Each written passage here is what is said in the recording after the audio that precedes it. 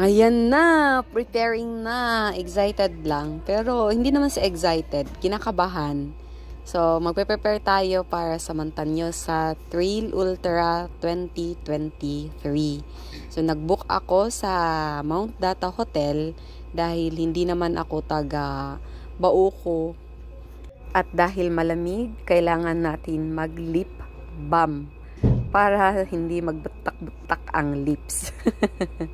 So, yan ay napanalunan ko yan, yung sinusuot ko na yan. Ayan, mali pa. Hindi pa talaga kasya. Pero kasya yan. Napanalunan ko yan sa road run sa Davao. At dahil mainit sa Davao, hindi ko rin naman yan nagagamit. So, dinala ko lang yan talaga para magamit ko doon. Dahil alam ko na malamig sa Bauco. Pati ang cup. So, exploring lang talaga ako. Pumunta lang talaga ako dyan mag-isa. Nag-join ako. Di come what may. And ang preparation ko that time is 7 days actually. 7 days tapos flat lang. Pero trinay ko lang naman nalagyan ng weights yung paa ko. Pero konti lang naman. Ilang pounds lang yun. Konti, hindi ko na maalala.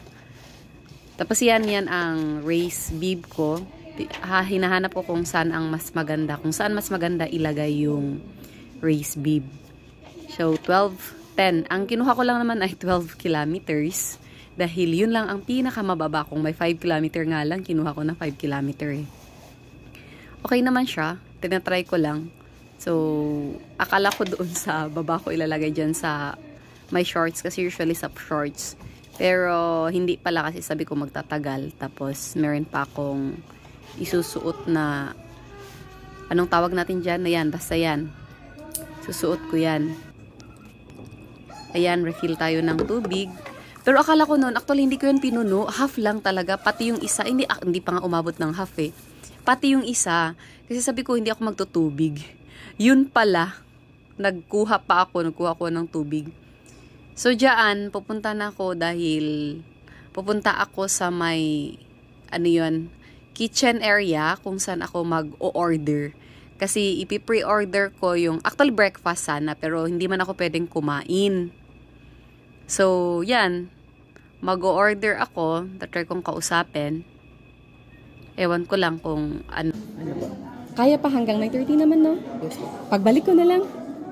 Ma'am, ilang kayong tissue? 12 lang naman ang akin. Pero, pwedeng baka kasi mag-close sila naman. Sige. Itong garlic fried rice, may ano na to? May ulam na or wala pa? Wala pa po. Dito po siya mamimili. Dito ako mamimili. Okay, sige.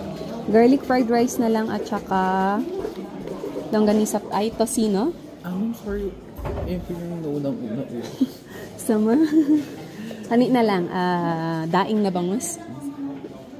Anong choice pa ng luto ng itlog mo?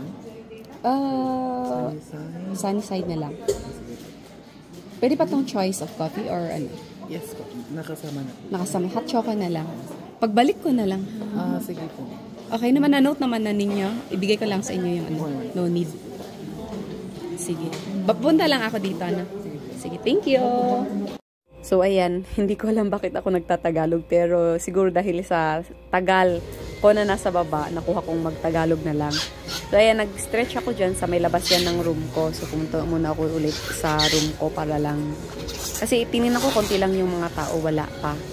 So, mga after ilang minutes, bumaba na ako. So, sa sobra kong aga, konti pa lang yung mga tao na tatakbo ng 12 kilometer. So, sa tingin ko, halos mixed naman yung mga nag-attend nito. So, stretching muna si Adeng para goods. Pero malamig na yan dyan. Pero ewan ko bakit ako nag-shorts. Pero try lang. Kasi sabi ko, hindi ko alam kung ano ang magiging temperature ng katawan ko kapag tatakbo ako. Mas gusto ko yun. Though prone naman kapag masugatan yung yung paa. Pero hindi naman ako susuot, hindi naman ako tatakbo ng 21 or 42. Or mas matagal pa. So, ang nakalagay lang dyan ang dala ko lang talaga ay tubig, cash, first aid kit, at saka, meron pala akong chocolate. Then, ang importante, cellphone with data. So, stretching muna. Ayan na, mag-start na. So, ang pinakauna, pababa yan talaga. So, medyo kailangan namin i-control kasi madulas yan. Pababa na. So, wala pang 1 kilometer. Akala ko, mabilis ako bumaba eh. Mabilis. Pero grabe, wala pa akong 1 kilometer. Hingal na ako. Shit. Sorry talaga. Pero hingal na ako. Hindi ko alahalain na ganun. Siguro hindi lang ako sanay sa environment. Hindi ako sanay sa takbuhan na ganun. Yung malamig, manipis yung hangin. Kasi galing nga lang ako sa baba.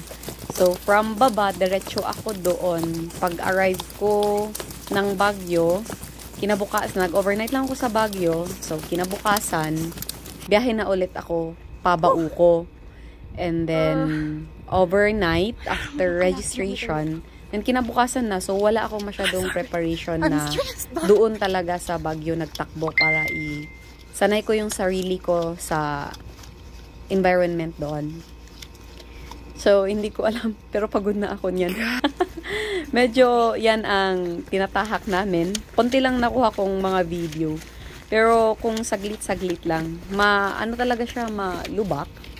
Pero worth it naman yung journey na to. Kahit mag-isa lang ako, na wala akong kasama talaga, pumunta lang talaga ako dun. Ang kagandahan, may namang mga nakilala. So kung makikita nyo, halos fog. pero yan, palabas na si Sun, si Mr. Sun, palabas na. Pero andyan pa rin yung mga fog. So malamig pa rin actually. Malamig pa rin. Pababa na yan. Kanina, paakyat, pababa, paakyat, pababa, paakyat. Yan ang naging ruta. Pero nauhaw din ako. Akala ko kasya yung nakuha ko kanina. So, hindi ko akalain. Ayan ang naging result. Naging podium finish pa ako. Pero sakto lang 5, pang 5. Actually, pang 5 lang talaga. Sakto lang ang napwestuhan ko. Pang 5 sa babae. Pero hindi ko nasasabihin kung anong oras kasi medyo nakakahiya. Mabagal.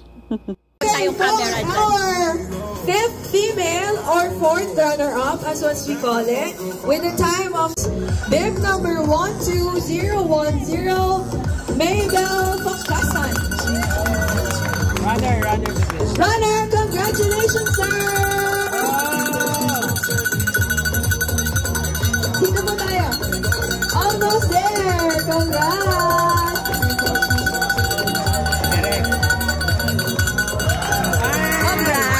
So, after awarding, bumalik na ulit ako sa room ko para kailan kong ayusin mga gamit ko for checkout. So, yan ang trophy. Pang 5 lang talaga. With a time of secret. So, itong mga nakuha ko na freebies. Being Trickle, gusto ko yung message actually. Congratulations on your remarkable achievement as the top finisher of the Montañosa Trail Ultra 2023. So, meron din sila mga Julie's Bake Shop. Galing sa Julie's Bake Shop. And then, meron tayong nilalagay sa paa para magpantanggal sa mga callus. So, yan na. Ready for checkout na. Nagpe-prepare na. Alis na ako. It's checkout time. Well, thank you, Mount Data.